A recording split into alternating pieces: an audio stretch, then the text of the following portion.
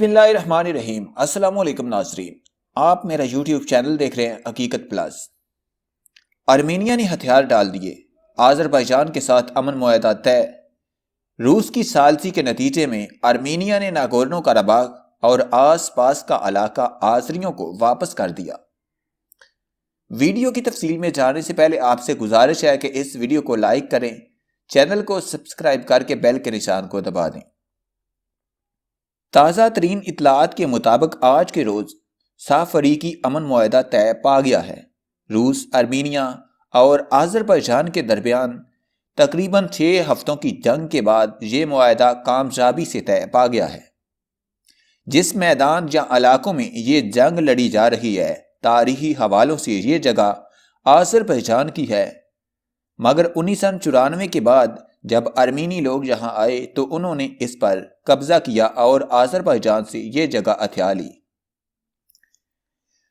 جب سے یہ تنازع ہوا ہے، تب سے اب تک دونوں فریقوں کے درمیان کوئی درجن بھر کے قریب امن معاہدے طے کیے گئے، مگر ان میں سے کوئی بھی کامیاب نہیں ہوا، کیونکہ کچھ عرصہ کے بعد معاہدے کی خلاف ورزی کرتے ہوئے دونوں ایک دوسرے کے خلاف ہتھیار اٹھا لیتے ہیں۔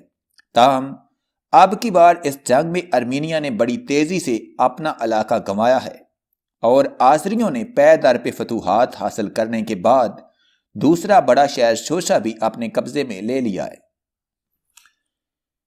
آذربائیجان نے یہ بات بھی تسلیم کی ہے کہ اس نے ارمینیا کے علاقے میں پرواز کرتے ہوئے روس کے ایک ملٹری ہیلی کاپٹر کو بھی غلطی سے مار گرایا ہے، جس میں 2 پائلٹ ہلاک اور 1 زخمی ہو گیا تھا۔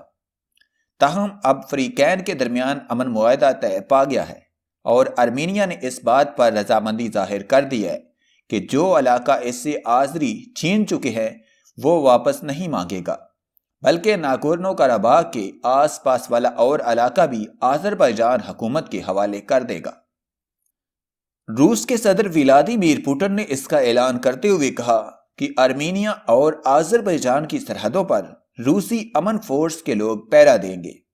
پیوٹن کے ہمراہ پریس کانفرنس کرتے ہوئے ارمینیائی صدر کا کہنا تھا کہ اگرچہ یہ مشکل فیصلہ تھا، تاہم امن لانے میں ہم کامیاب ہو گئے۔ ارمینیا کے وزیر اعظم نے سوشل میڈیا پر ٹویٹ کرتے ہوئے کہا کہ اگرچہ ہم نے یہ امن معاہدہ کر تو لیا ہے، لیکن یہ میرے لیے اور میری عوام کے لیے بہت مشکل فیصلہ تھا۔ انہوں نے کہا کہ قوم کے وسیع تر مفاد اور زمینی حقائق کو مد نظر رکھتے ہوئے امن معاہدہ کرنے کا فیصلہ کیا ہے۔ یہ کوئی فتح نہیں ہے، تاہم یہ ہار بھی نہیں ہے، جب تک کہ آپ اسے ہار تسلیم نہ کر لیں۔